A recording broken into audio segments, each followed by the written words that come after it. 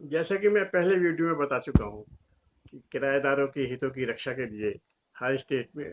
Rent control act बने हुए हैं। जिन बिल्डिंग्स पर रेंट कंट्रोल एक्ट लगे हुए हैं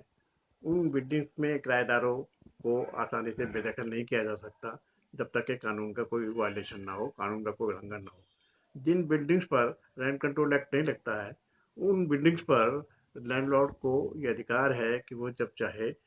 किराएदार की बेदखली के लिए अदालत में दावा पेश कर दे। ये बात ज़रूर ध्यान में रखनी चाहिए कि किसी भी हालत में, किसी भी कंडीशन में लैंडलॉर्ड किराएदार को अपनी ताकत से, अपने तरीके से कानून को हाथ में लेकर बेदखल नहीं कर सकता है। इसी तरीके से कानून ने किराएदारों को कुछ और बेनिफिट दिए हैं जिसके बारे में आज हम चर्चा करेंगे। नमस्कार, मैं हूं एन के अग्रवाल, सिविल लॉयर। जिन बिल्डिंग्स पर रेंट कंट्रोल एक्ट लागू होता है उस बिल्डिंग पर किराएदारों को बेदखल करने के लिए जब तक कि किसी कानून का उल्लंघन ना हो, किसी कानून के प्रोविजन के खिलाफ कोई बात ना हो, तब तक लैंडलॉर्ड को कोई हक नहीं मिलता है। लेकिन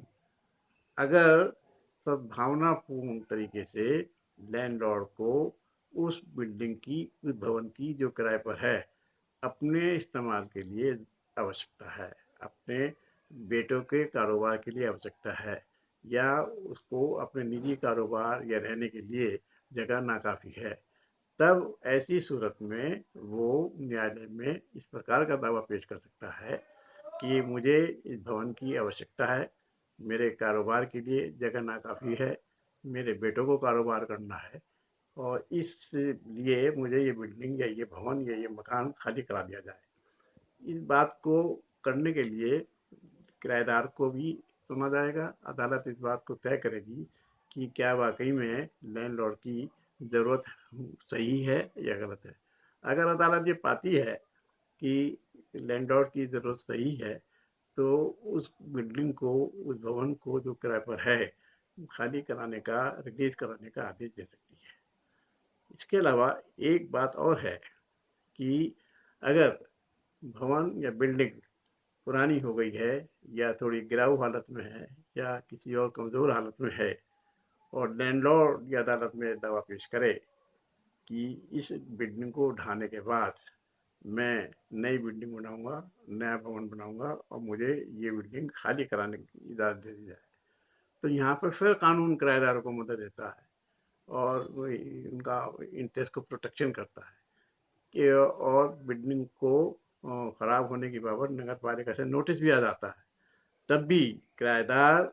अगर चाहे तो वो अदालत में ये दरख्वास्त दे सकता है, ये प्रार्थना कर सकता है कि जो बिल्डिंग ख़राब है या जो जिससे टूटने का अंदेशा है, जिससे गिराने की वाली बात है, मैं उसको ठीक करा सकता हूँ। लेकिन वो ठीक उसको अपने खर्चे से कराना पड़ेगा और इस बात की संतुष्टि अदालत करेगी कि वास्तव में वो उस लायक हो गई है, नहीं हो गई है। तब उस बिना पर, उस ग्राउंड पर कि बिल्डिंग पुरानी है और उसको डिमोलिश करना ज़रूरी है चूँकि उसकी मरम्मत नहीं हुई है और किराएदार उसकी मरम्मत के लिए अपना ऑफ़र करता है, खर्चा खुद करने को तैयार है, तो ऐसे सूरत में मकान या दुकान या भवन जो भी चीज़ किराए पर है वो खाली कराने की इजाज़त नहीं दे सके। लेकिन ये ध्यान में रखना चाहिए कि किराएदार को किराए में से मुद्रा करने का कोई राइट नहीं होगा। ऐसा नहीं है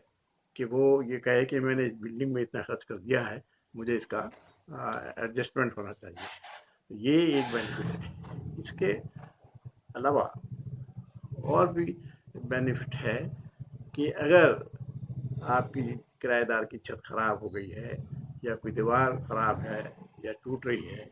तब भी किराएदार को हक है कि वो अब छत को ठीक करा दे, दीवार को ठीक करा दे। अगर वो ये चाहता है कि छत और दीवार लैंडलॉर्ड ठीक कराए तो उसको नोटिस देना पड़ेगा और तभी तय होने के बाद कि वाकई में छत की क्या कंडीशन है या दीवार की क्या कंडीशन है, छत बदलनी ज़रूरी है, दीवार बनाई जानी ज़रूरी है, तभी उसको इजाज़त मिल सकती है और किराए से मुजरा हो सकता है या लैंडलॉर्ड बना के देगा। और अगर किराएदार खुद अपने खर्चे से करना चाहता है तो ये उसे हक है कि वो छत को भी बना ले और दीवार को भी बना ले। ऐसी सूरत में लैंडलॉर्ड को कोई हक ये नहीं होगा कि वो उसकी छत को न बनने दे या दीवार को न बनने दे। ये तमाम बेनिफिट्स किराएदार को हैं और किराएदार को जागरूक रहना चाहिए कि वो अपने इन अधिकारों से बाखबर रहे। Thank you very much.